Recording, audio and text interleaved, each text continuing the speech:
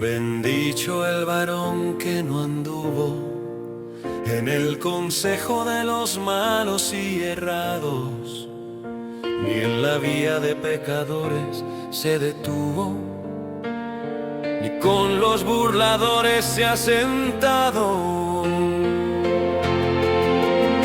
Que su pie no caminó por malezas, ni su oreja oyó palabras de vanidad. Él guardó su alma de las impurezas, buscando la dulce y pura verdad. Ma en la ley de Hashem está su gozo, su placer es meldar la santa palabra. En él ya topa descanso y reposo, mientras el entendimiento se le abre. De día la canta, de noche la piensa. Es su pan, su mitzvah y su herencia. Será como el árbol de dulce fruto, plantado junto a las aguas de la bendición, que da su carga en el tiempo duto, y su foja no cae en ninguna estación. Todo lo que pase será prosperado.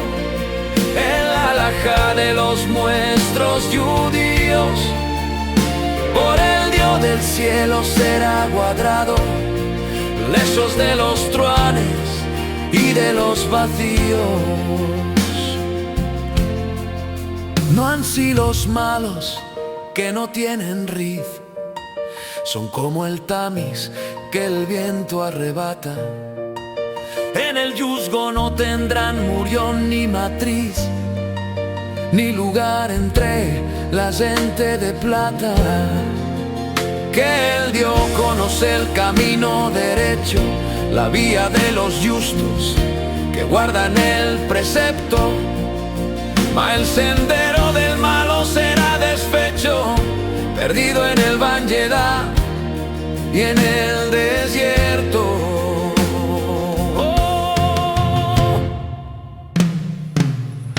Ma en la ley de Hashem está su gozo, su placer es meldar la santa palabra. En él ya topa descanso y reposo, mientras el entendimiento se le abre. De día la canta, de noche la piensa. Bendita la Torah, muestra en alteza.